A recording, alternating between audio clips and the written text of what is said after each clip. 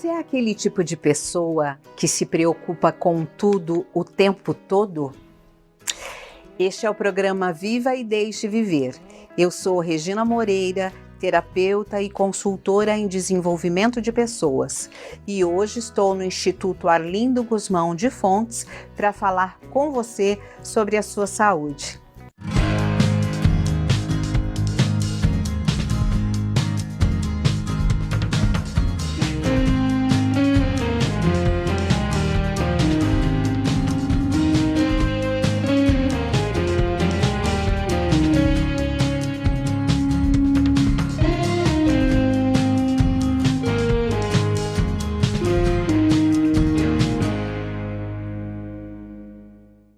O que é ansiedade?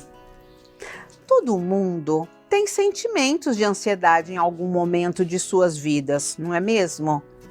Se você, por exemplo, está se preparando para fazer uma entrevista de emprego, ou se você acabou de ter o seu primeiro filho e está ali se esforçando para educar bem a criança, é normal você se sentir ansiosa em situações do cotidiano.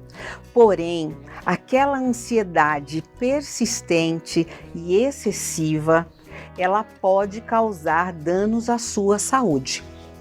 Você sabia que a ansiedade é um dos problemas de saúde mental mais comuns em quase todos os países do mundo? Pois é. E apesar de um baixo nível de ansiedade ser uma força motivadora útil, como a gente já falou, em alguns casos pode atrapalhar muito a sua vida. E é sobre isso que a gente vai falar.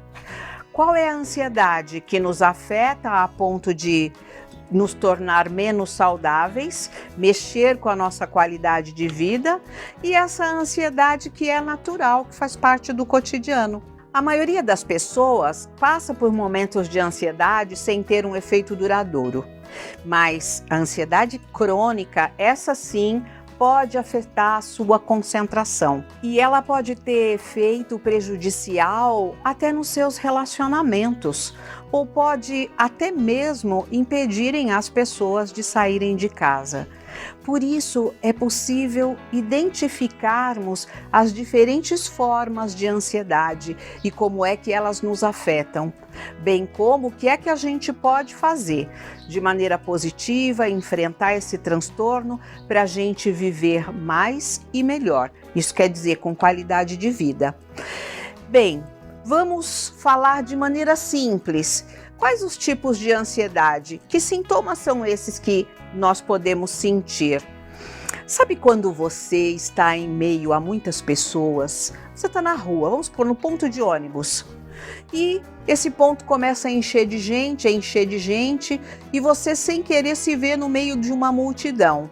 E isso começa a te gerar um desconforto?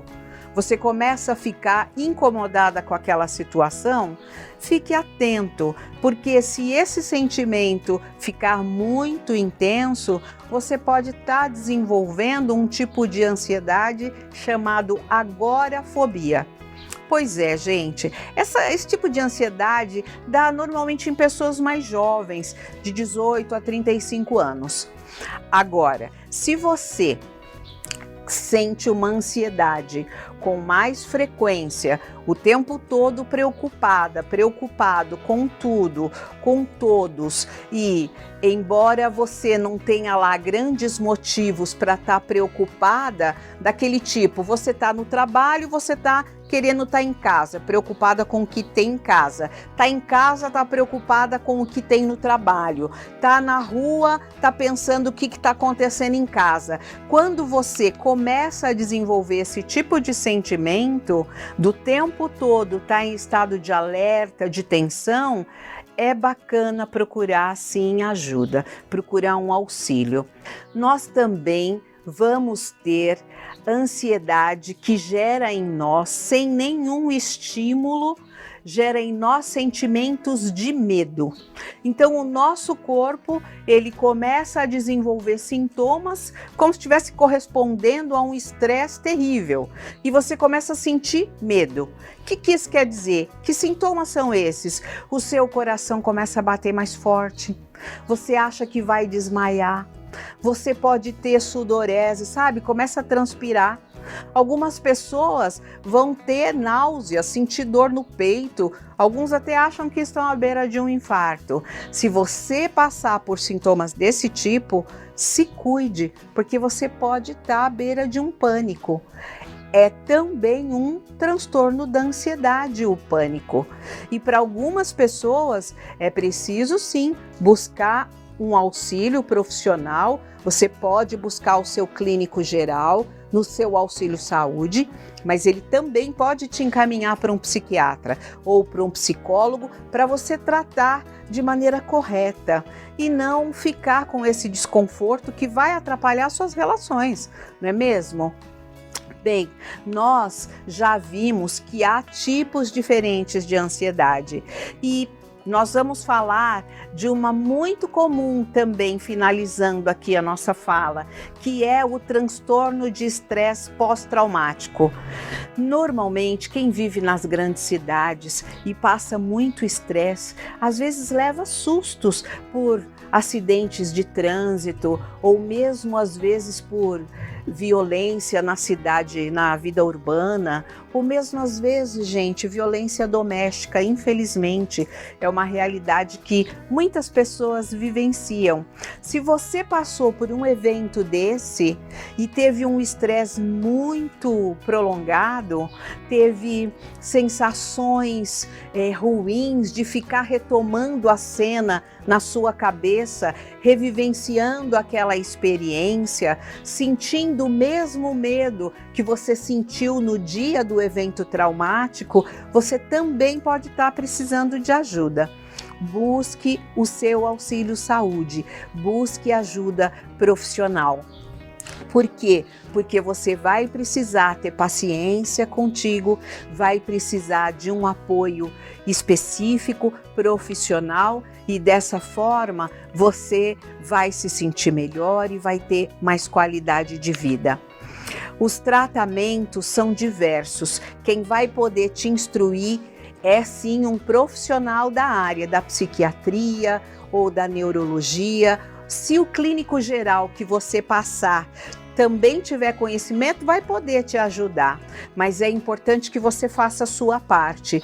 Vamos ver algumas dicas aqui para a gente minimizar esse desconforto antes de procurar um médico. Muitas pessoas acham que consumir álcool vai relaxá-las e vai reduzir o sintoma. Engano, ele pode piorar os teus sintomas. Então, evite consumir álcool. Não utilizar tabaco, cigarro também vai te fazer mal, não vai ser bom para você. Se você tiver um tempinho e puder, um exercício físico, mesmo uma caminhadinha na ida para o trabalho, coloca um sapato baixinho e vai caminhando, percebendo a sua respiração, vai te ajudar, vai te auxiliar. Ter uma alimentação equilibrada. Eu gosto sempre de lembrar, gente, que nós brasileiros, nada como o velho arroz com feijão. Uma proteína, às vezes não dá para ter um bife, mas você pode ter um filezinho de frango, um ovo, um arroz com feijão, uma proteína e uma saladinha. Gente, tudo de bom. É a melhor alimentação para você manter o seu peso equilibradinho e ter qualidade de vida. E o mais importante, boas noites de sono.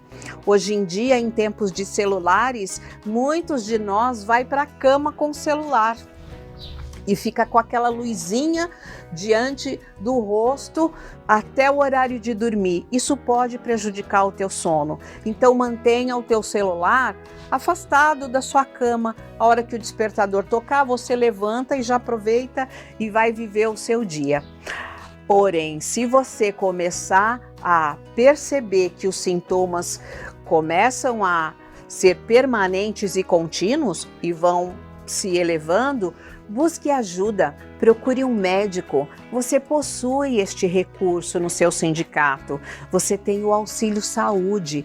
Procure um clínico geral, explique os seus sintomas e, se necessário, ele vai te encaminhar para um especialista.